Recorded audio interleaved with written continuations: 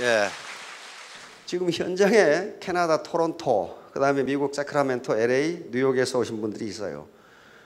그분들요, 미국에 그 당시에 이민 갈 정도면은요, 이 가방끈이 상당히 길어요.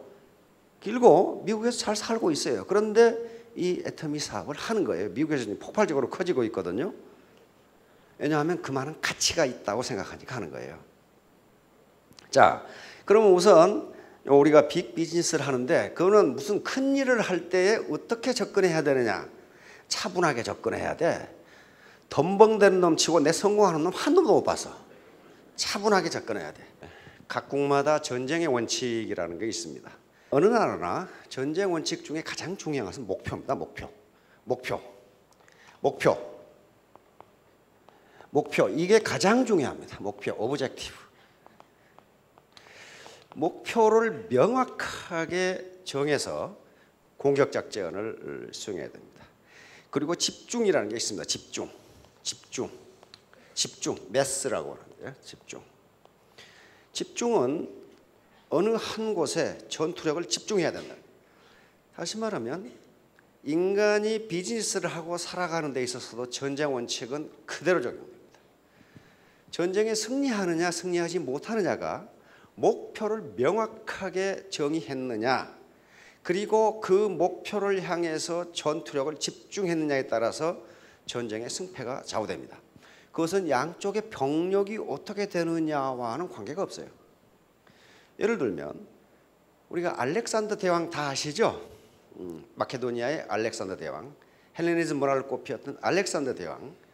그 당시 마케도니아 군대는 5만 명이었습니다. 알렉산더 대왕이 지휘하는 마케도니아 군대는 5만 명이고, 그 다음에 옆에 있는 페르시아 제국 다리우스 3세가 지휘하는 군대는 20만 명이었어요. 20만 명이 넘었어요. 그러니까 이게 알렉산더의 군대보다 페르시아의 다리우스 3세의 군대가 병력면에서 4배가 넘는 거예요. 그런데 이기긴 누가 이겼느냐? 알렉산더가 이겼어요. 5만 명 가지고 20만 명을 격파했단 말이에요. 그거 어떻게 돼서 그렇느냐? 알렉산더 대왕은 목표가 명확했어요. 페르시아는 그 당시에 어마어마한 대제국이었기 때문에 각 지역에서 각 국가 각 부족들의 젊은이들을 모아서 페르시아 제국 군대를 만들었단 말이에요. 그러니까 각 병사들과 각 지휘관들 간에 서양하고 믿지를 못해. 종족이 다르고 문화가 다르니까 단지 다리우스 대제에 대해서만 충성하고 있어. 그러니까 알렉산더는 목표를 어떻게 정했느냐? 다리우스 대제만 죽여버리거나 저놈만 전장에서 쫓아내버리면은 페르시아 군대는 무너진다, 이렇게 본 거예요. 목표가 명확했어요. 그래서 5만 명의 병력을 가지고 다리우스가 있는 곳을 집중적으로 공격해서 결국 다리우스가 도망가 버리니까 페르시아의 20만 대군은 무너져 버립니다. 이게 목표예요. 목표가 명확해야 돼요.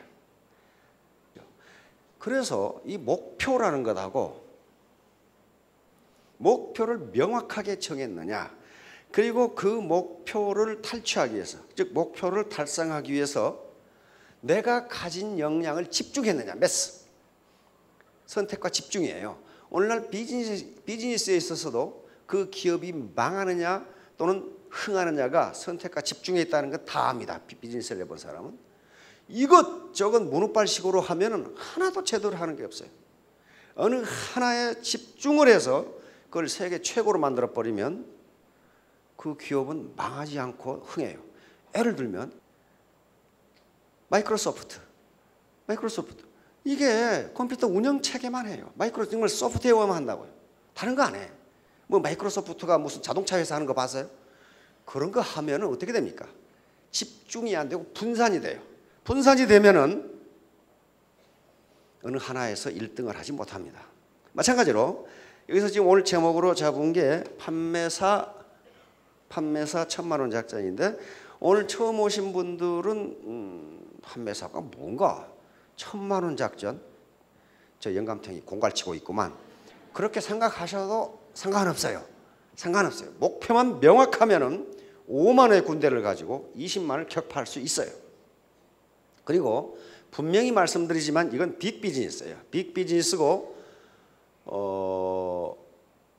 사소한 어려움을 극복하면 정말로 빅 석세스를 할 수 있어요. 큰 성공을 할 수 있습니다. 우리 정주영 회장님, 가장 제가 존경하는 기업가 중 한 분입니다. 어떤 실수보다 치명적인 실수는 일을 포기해버리는 것이다. 정말 정주영 회장님은 이 말씀을 하실 가치가 있습니다. 무슨 일이든 할 수 있다고 생각하는 사람이 해내는 법이다. 의심하면 의심하는 만큼 밖에 못하고 할 수 없다고 생각하면 할 수 없는 것이다. 정주영 회장님이 우리 전경련 회장을 한번 하신 적이 있죠. 그때 전경련 회관을 지었어요. 근데 정주영 회장님이 요거 몇 월 말까지 지어 그랬는데 그 밑에 사무를 보는 분이 그때까지 지을 수 없다는 이유를 이만큼 조사해 왔어. 그걸 보시고 정주영 회장님이 허허허 웃으시더니 그런 노력이면 그때까지 짓겠네. 이 자식은 그때까지 지으라겠는데 그때까지 할 수 없다는 이유를 이만큼 적어온 거야.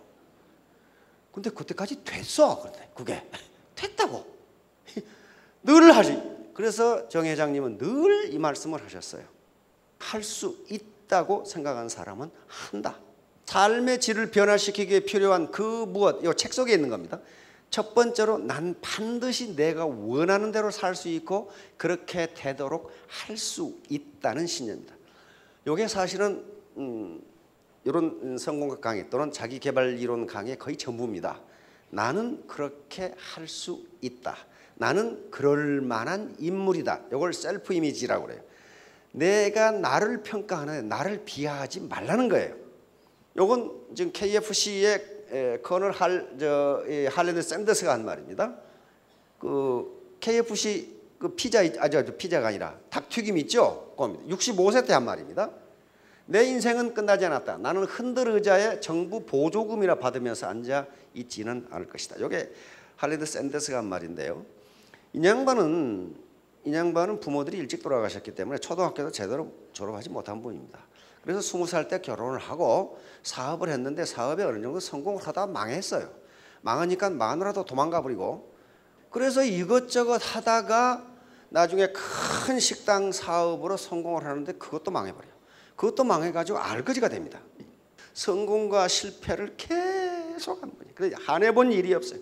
철도 노동자, 그 다음에 농장의 잡부 그러다가 65세가 되니까 미국 정부에서 연금이 나와. 노령연금이 미국 나온단 말이에요. 그게 105달러였어요. 105달러를 가지고 65세에 그러니까 그때부터는 정부 연금 받고 살아도 돼요. 왜냐하면 그때까지 자기가 비즈니스를 해서 정부에 낸 세금이 많거든. 지금 왈거지가 됐지만은. 그런데 자기는 그렇게 앉아서 정부 연금이나 받으면서 살 수가 없다고 생각한 거예요. 그래서 생각난 게 뭐냐 하면은 자기 어머니가 옛날에 해주셨던 닭튀김이 생각나. 닭튀김.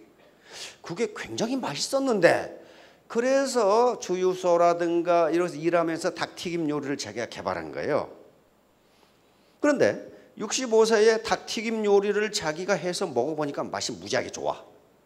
그런데 가게가 있나? 돈이 있나? 아무것도 없어요.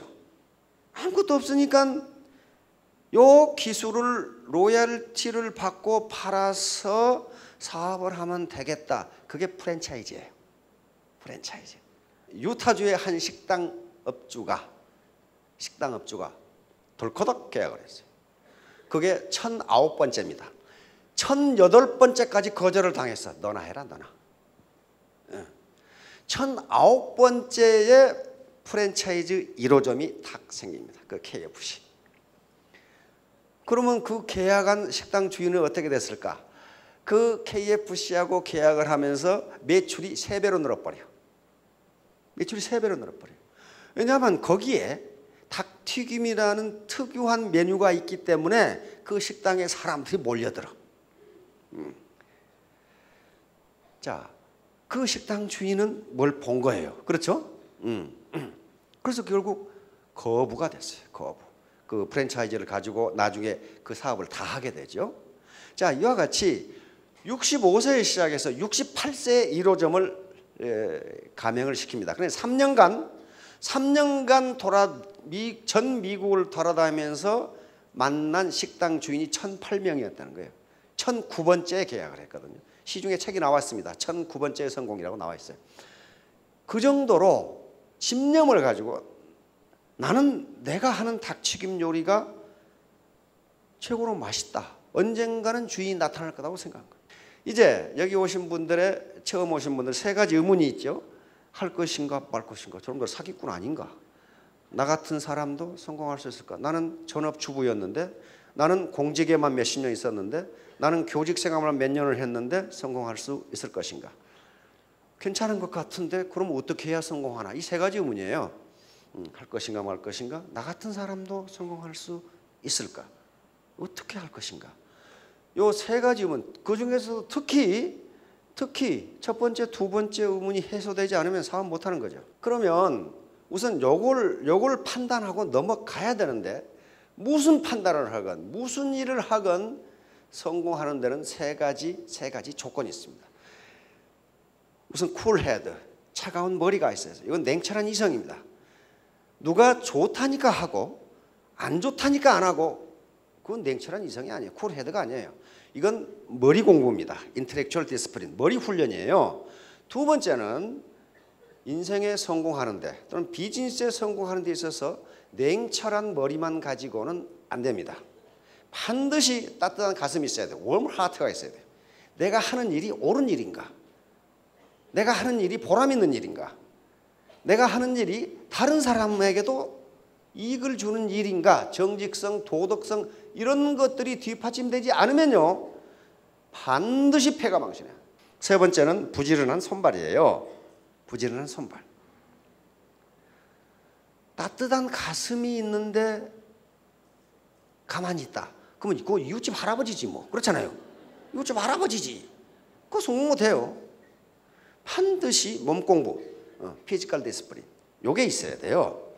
어떤 비즈니스를 하든지 요걸 따져보세요. 합법성. 이건 설립의 합법성뿐만 아니고 사업 전개 과정에 있어야 합법적인 하는 걸 따져봐야 돼요. 합법을 가장한 불법이 굉장히 많다고요. 그런 사업은 성공하기 힘듭니다. 앞으로 우리 대한민국은 점점 투명 사회로 갈 겁니다. 법을 위반하고 이제 자신의 개인적 이득을 취하려고 하는 사람은 그게 오래가지 못할 거예요. 이걸 따져보시라고. 이 회사가 합법적이냐. 그 다음에 경영자의 도덕성과 경영 능력. 이거 두 개의 소리바퀴입니다. 도덕성이 있어야 되고 지 배만 채우려고 해서는 안 되고, 도덕성만 있고 경영 능력이 없으면 그것도 역시 이웃집 할아버지예요. 그건 안 된단 말이에요. 그건 비즈니스맨이 아니에요. 세 번째는 제품입니다. 제품은 세 가지 측면에서 봐야 돼요. 하나는 제품 아이템의 구성이에요. 일반적으로 이런 네트워크 마케팅에서 성공하려면은 그것이 생활 필수품인 경우가 가장 좋아요. 다시 말하면 소비재인 경우가 가장 좋아요. 그것이 내구재인 경우에는 한 번 사면 5년, 10년 쓰는 것은 그건 사업 아이템으로서는 적당치 않아요. 그런데 내구재인 경우에도 파생 수요가 있는 경우는 괜찮아요. 파생 수요라는 것은 한 내구재를 팔면 그 내구재에 필요한 다른 재료를 팔 수 있으면 돼요. 예를 들면 커피 기계와 커피 그라인더. 그러면 커피 기계는 내구재지만 커피는 소비재라고요. 그 다음에 세탁기와 세제, 이것도 마찬가지예요. 두 번째 퀄리티예요. 품질. 가격보다 중요한 건 퀄리티입니다. 품질이 시중에 나와 있는 다른 제품하고 비교해서 경쟁 위기가 있느냐 하는 문제예요. 퀄리티, 지금 우리 대한민국의 소득은 국민소득이 지금 정부 발표로는 24,000불이라고 그런단 말이에요. 이 정도 수준에서는요, 퀄리티가 굉장히 중요합니다. 비지떡 같은 건 되지 않아요. 두 번째는 가격이에요.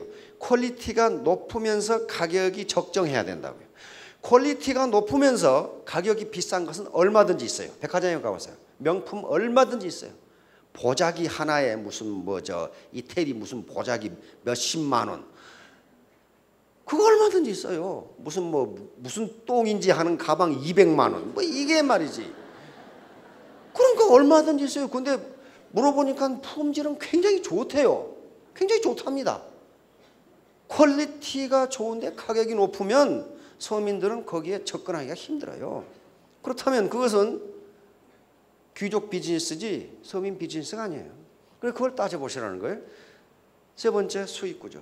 리워드 시스템. 다시 말하면 나는 열심히 해서 퀄리티도 좋고 가격도 싼데 죽어라고 발바닥에 고무 타는 냄새 나게 띄워놨더니 돈은 어떤 놈들이 다 집어넣고 있더라. 그 짓 하면 안 됩니다. 그런 비즈니스는 하면 안 돼요. 나에게도 내가 땀 흘린 것만큼 돌아오는 양을 따져보시라는 거예요. 이게 리워드 시스템이에요.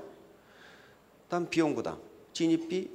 다시 말하면 이 물건을 강제로 의무적으로 사라고 안 하면 나는 안 사겠다. 그런 게 있는가 봐라 이 말이에요. 그런 게 있으면 그 물건이 퀄리티와 프라이스 면에서 경쟁력이 없는 거예요. 비전, 생존 및 발전. 이 회사가 오래 갈 수 있느냐. 어떤 네트워크 마케팅에 가든지 상속이 가능하다. 그렇게 얘기를 해. 그러면 상속이 가능하려면 그놈의 회사가 안 망해야 돼. 그러니까 안 망하고 생존할 수 있느냐 하는 걸 보시라는 거예요. 교육 시스템. 교육 시스템도 굉장히 중요한 게요. 진짜 황금은요, 도금하지를 않아요. 그게 굴이니까 도금을 하는 거지 황금은 도금을 하지 않는다고요. 그래서 교육 시스템이 요란하고 세뇌 교육 비슷하게 시키는 데는 가지 마세요. 행사 시스템. 행사 시스템도 마찬가지예요. 요란스럽게 행사하고 무슨 턱시도 입고 나오고 나비 넥타이 입고 나와가지고 막 하는 데는 그 뭔가 부실하니까 그런 짓을 하고 있는 거예요. 동반성장. 이런 애터비 같은 기업은 우리에게 납품하는 회사치고 지금 100%씩 성장하지 않는 기업이 없어요. 그렇게 해줘. 전부 다 현금 결제를 다 해줘 버리거든. 현금 결제를. 자, 이런 객관적인 조건을 스스로 쿨헤드를 가지고 따져보시라는 거예요. 내 인생을 내가 주체적으로 사시려면은 자기 머리로 따져보셔야 돼요. 옆에서 누가 하지 마라 하니까 안 하고 좋다 하니까 하고 그렇게 하지 마시라고. 그런데 돈벌이는 잘 되는데 옳지 않은 일이라면 하지 마세요. 옳지 않은 일은요 그렇게 오래 못 갑니다. 옳지 않은 일은 하지 마세요. 그리고 보람 없는 일은 하지 마세요. 10억을 투자했을 때 몇 명의 고용이 창출되느냐 하는 문제예요. 그걸 제조업에 투자하면 고용 창출이 5명도 안 돼요. 생각해보니까 5명도 안 될 것 같아.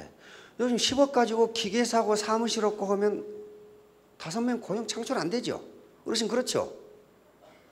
그런데 그걸 소프트웨어 문화 콘텐츠 사업에 투자하면 뭐 10여 명 된다고 그래요. 10억 가지고 고용이 한 10여 명 된다고 그래요. 그렇게 해가지고는요 현재 우리 고용 문제 해결 못합니다. 그런데 이건 이 회사의 자본금이 10억이에요. 10억 가지고 지금 수천 명이 먹고 살아요. 그렇다면 이렇게 효율적인 투자가 있구나. 만일에 이 비즈니스가 사기만 치지 않는다면 고용 창출이 가능하고 그 다음에 땀 흘린 것만큼 벌 수 있다. 다시 말하면 각자 개인이 사장님이시기 때문에 내 사업을 내가 어떻게 할 것인가는 내가 의사결정을 해야 돼요. 누가 안 시켜줍니다. 그렇다면 자기가 뛴 것만큼 벌 수 있다면 이 사업은 정의로운 것이다. 이렇게 생각합니다. 정의로운 것이다. 그리고 전후방 연관 효과가 엄청나게 큽니다. 전후방 연관 효과가 비즈니스의 전후방 연관 효과가 엄청나게 커요. 비즈니스에서 전후방 연관 효과가 큰 사업은 사회에 대한 기여도가 굉장히 큽니다. 고용 창출이 굉장히 많이 돼요. 예를 들면 전후방 연관 효과라는 게 이겁니다. 여기에 포항제철이 있다. 포항제철이라는 회사가 생기면은요, 여기서 나오는 제품을 이용해서 하는 산업이 발전합니다. 예를 들면 뭐가 있어요? 우리 자동차, 선박, 건설, 기계 이런 금속을 사용해서 그러니까 여기서 나오는 제품을 사용해서 사는 산업이 발전하는 걸 전방연관 효과라 그래요. 포워드 링키지 이펙트라는 그 전문 용어가 있어요. 그런데 요 공장이 생기면 여기에 원재료를 공급하는 회사가 다시 또 활성화됩니다. 그렇죠? 예를 들면 광산업이라든가 전기라든가 또는 석회석이라든가 유연탄이라든가 이런 어떤 원료를 또 고철이라든가 이런 산업이 발전한다고요. 이걸 후방연관 효과, 백워드 링키지 이펙트라고 하는 효과입니다. 그런데 마찬가지로 이게 애텀이라는 유통회사가 있단 말이에요. 유통회사가 있으면은 여기에 재료를 공급하는 회사가 있어요. 어디가 있어요? 지금 여기 KBNH 있죠? 우리가 많이 팔아주면 팔아줄수록 KBNH의 고용이 늘어난다고요. 그렇잖아요. 인플로이먼트가 늘어나요. 그러면 KBNH가 물건을 많이 팔면 팔수록 어디서 소득이 올라가요 또? 당기 농사 짓는 농부의 소득이 올라가신다고? 그 다음에 저쪽에 강원도 감자밭 농부의 소득이 올라가요. 감자라면. 그렇잖아요. 감자라면. 남해안에 김 뜯는 아줌마 소득이 올라가. 김. 그렇잖아요. 이게 백워드 링키지 이펙트예요. 후방 연관 효과라고요. 이게 무수히 많아. 지금 제품마다 다 있어요. 그것이 몇 단계로 이렇게 내려가요. 몇 단계로. 우리 애터미 사업을 개인이 성공적으로 하는 것은 다른 사람을 먹여 살리는 거예요. 나 혼자 돈 벌어서 잘 먹고 잘 사는 게 아니고 다른 사람을 먹여 살린다고요. 그러나 일확천금은 절대로 안 됩니다. 애터미 사업에서 일확천금하는 법은 없어요. 우보 천리, 소고름으로 천리를 간다 그 말이죠. 그 소는 묘하게 뒤로는 안 가. 소 뒷걸음질 치는 거 봤어요?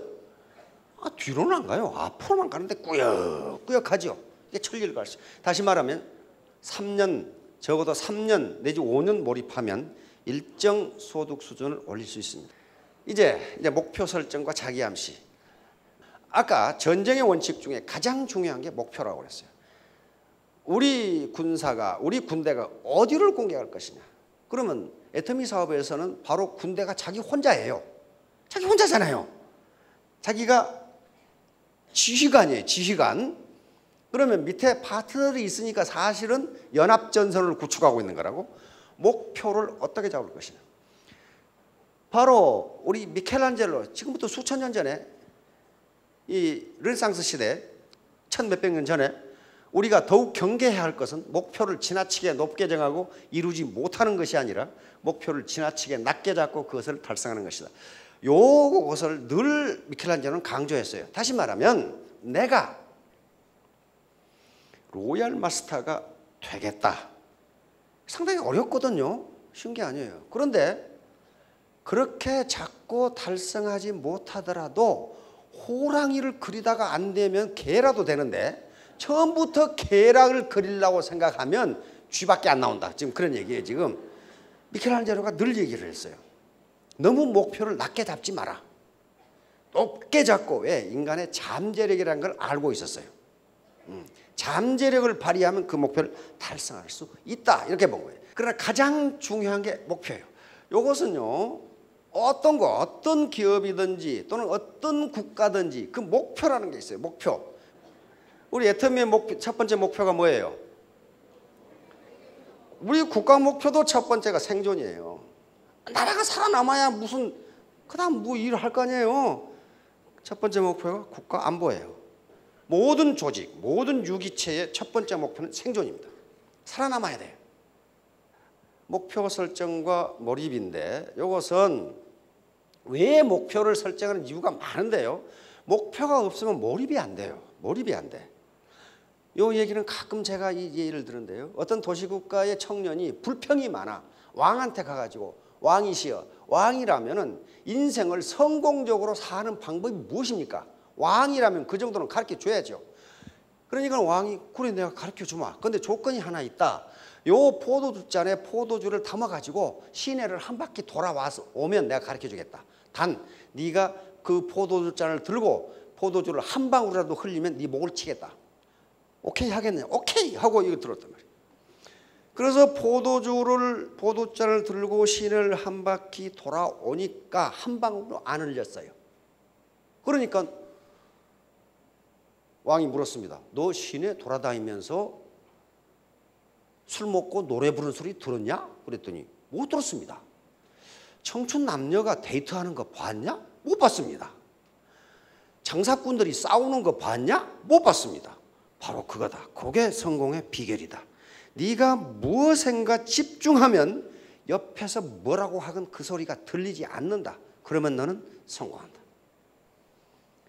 자, 여기에는 두 가지 목표가 있습니다. 하나는 이 청년은 인생을 성공적으로 사는 방법을 알아야 되겠다는 최고 목표, 최상의 목표라고 그래. 이게 최상의 목표가 있어요.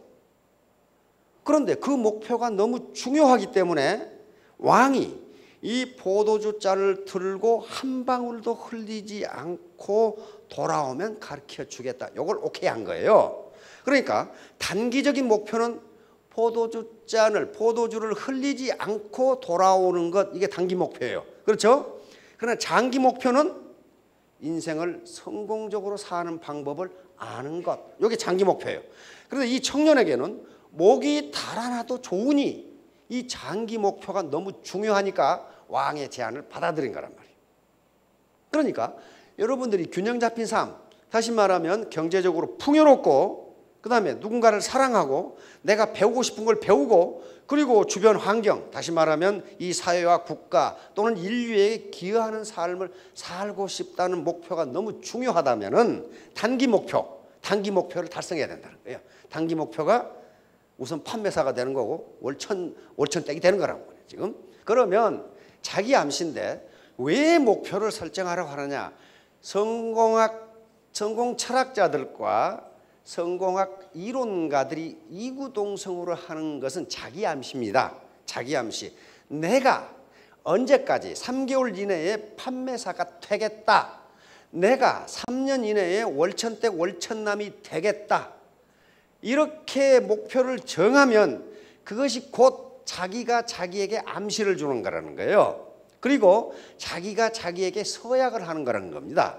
그런데 그것이 잠재의식에 들어가면 잠재의식은 성공 메커니즘, 석세스 메커니즘을 자동적으로 작동시켜서 그 목표를 달성해 준다. 요겁니다. 요거예요. 그러니까 목표를 정하라는 거예요. 아무 목표가 없으면 자기가 자기에게 서약을 하는 것이 없어요. 우리가 서약을 하면 그걸 지키려고 노력하잖아요. 그리고 그것이 잠재의식 속에 들어간다는 거예요. 근데 잠재의식, 우리 인간의식은 현재의식이 있고 잠재의식이 있는데 현재의식은 10%밖에 되지 않습니다. 이것은 지그문트 프로이트, 정신분석학을 창시했던 지그문트 프로이트의 최대의 발견이라고 이렇게 해야 됩니다. 잠재의식이라는 게 우리가 의식하지 못하는 subconscious mind가 있다는 거예요. 그러니까 내가 3개월 이내에 판매사가 되느냐 못 되느냐, 내가 3년 이내에 월천댁이 되느냐 못 되느냐를 내가 판단하는 것은 10%밖에 안 되는 현재의식으로 판단하는 거라 그 말이에요. 근데 90%나 되는 잠재의식은 너는 할 수 있다고 생각하는데 현재의식은 나는 할 수 없다고 생각한단 말이에요. 그러니까 이걸 목표를 정해놓고 그걸 잠재의식에 계속 집어넣어서 할 수 있다는 마인드로 바꾸라는 거예요.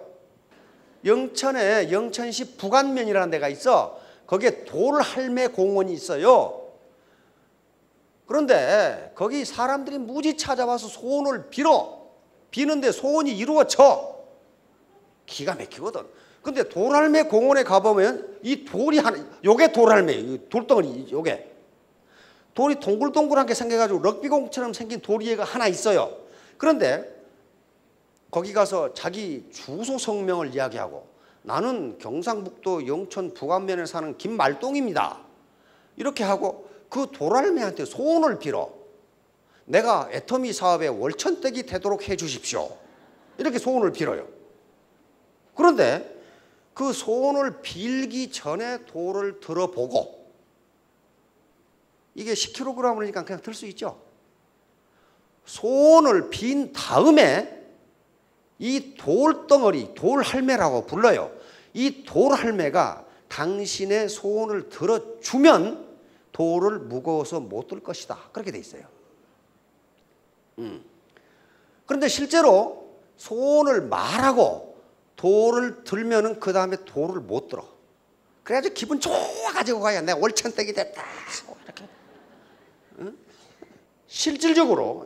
실존적으로 그 돌의 무게는 10kg가 딱 정해져 있어요. 그런데 잠재의식에서 무겁다고 생각하면 실제로 무겁게 느꼈어요. 그만큼 잠재의식은 무섭습니다. 믿는 대로 이루어진다예요. 믿는 대로 이루어진다. 이것이 소위 로버트 머튼 박사의 자기 충족적 애언이론입니다. 하버드 대학의 사회학 교수죠. 자기가 그렇다고 믿으면 그렇게 된다예요. 또 그것이 교육 현장에서 실증적으로 검증된 것이 피그말리온 효과입니다. 믿는 대로 이루어진다. 믿는 대로 이루어진다. 이제 잠재의식 속에 목표를 집어넣으세요. 그냥 나는 2017년 5월 30일까지 월천댁이 되겠다. 안 되면 손해볼 거 있나요? 없어요. 손해를 안 봐. 손해를 해놓고 나는 할 수 있다. 나는 반드시 하겠다. 이걸 침대 머리맡에 붙여놓고 하시라는 거예요. 이거 침대 머리맡에 붙여놓고 중얼거린다고 해서 누가 미친놈이라고 할 사람도 없고, 옆에서 남편이 미쳤다고 그러면 그거 어떻게 하셨어요? 그렇게 얘기했어요. 나 미쳤는데. 나 미쳤는데 3년 후에 당신 에쿠스 사줄게. 그러면 남자들은 또 철딱서니가 없어서 3년 후에 에쿠스 생긴다고 또 생각하고 있어 또. 요 목표를 정해놓고 자기 암시를 주라는 거예요.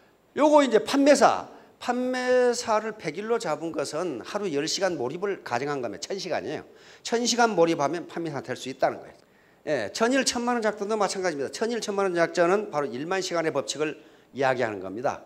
1만 시간의 법칙은 세계적인 법칙입니다. 1만 시간을 몰입하지 않고는 누구도 눈에 띄는 성공을 할 수 없다는 게 1만 시간의 법칙이에요. 미국에서는 특히 이 법칙을 실험하는 교수들이 많습니다. 에릭son 교수라든가 데니얼 교수 실험하는데 맞다. 어느 누구도 IQ에 관계없이 현재 상태에 관계없이 1만 시간을 투입하지 않고는 몰입하지 않고는 탁월한 성공을 못한다. 다시 말하면 그 말은 IQ에 관계없이 현재 상태에 관계없이 1만 시간을 투입하면 탁월한 성공을 할 수 있다. 그러면서 이 사람들이 뭐 빌 게이츠 예라든가 베토벤, 모차르트라든가 그다음에 비틀즈 예를 듭니다. 이 사람들이 탁월했던 것은 머리가 좋아서가 아니고 1만 시간 이상 몰입했기 때문이다. 본인들이 그걸 인정을 했어요. 그렇다.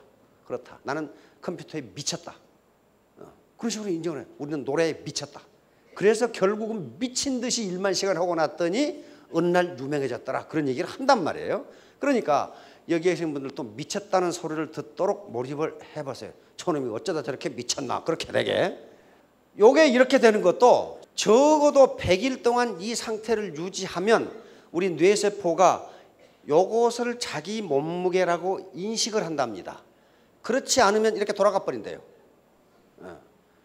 이렇게 되고 싶으시죠? 자, 다음. 바로 판매사가 되는 게 이륙입니다. 이륙이에요. 여기서 벗어나지 않으면요, 순환궤도에 들어갈 수가 없어요. 결론, 견인불발. 이건 소동파가 한 얘기인데요. 자고로 옛날부터 큰 업적을 이룬 분들은 상당히 똑똑한 사람이었으면 틀림없지만은 그러나 견인불발, 굽히지 않았다. 굳게 참고 꺾어지지 않았다. 다시 말하면 자기 초지일관했다. 이런 사람이다. 소동파에 그래가 있습니다. 나쁜 태도, 이건 펑크난 타이어와 늘 해야겠다. 나쁜 태도는 뭐냐? 부정적인 태도, 교만, 핑계, 게으름, 비도덕적인 행동, 이기주의인 행동 가지고는 성공할 수 없다. 이렇게 갈아 껴야 돼. 당신은 당신의 인생에 맞게 상황을 조정할 수는 없다. 그러나 그 상황에 맞게 당신의 태도를 조정할 수는 있다. 유명한 지그지글러라고 하는 자기개발 이론가이고 성공철학자입니다. 상황에 맞게 자기 태도를 결정해야 상황을 변경시킬 수는 없어요. 21세기 창조 시대로 가고 있는데 이걸 변화시킬 수가 없어. 자기가 맞춰야 돼요. 당신의 삶은 당신이 당신에게 가져다 주는 것이 아니라, 삶이 당신에게 가져다 주는 것이 아니라 당신이 삶에 가져다 준 태도에 결정된다. 또 당신에게 일어난 일이 아니라 일어난 일을 바라보는 당신의 마음의 태도에 결정된다. 태도를 늘 현자들은 전부 마음의 태도를 이야기합니다. 멘탈 애티튜드, 정신자세예요. 태도, 알파벳 순서대로 한 100점이죠. 우리가 애터미 사업은 혼자 성공할 수 없다는 게 요겁니다. 자기의 능력은 1%만 있으면 돼요. 난 능력이 없어 못한다. 그렇지가 않아요. 태도가 불량하면 못합니다. 나머지는 전부 태도와 관련되는 겁니다. 그러니까 내 능력이 1%라면 100사람이 모이면 100%가 돼서 그건 크게 성공한다는 얘기예요. 근데 나머지는 뭐냐? 99%는 태도입니다. 자, 3년 후 5년 뒤에 모두 월천댁 월천남이 되시기 바랍니다. 감사합니다.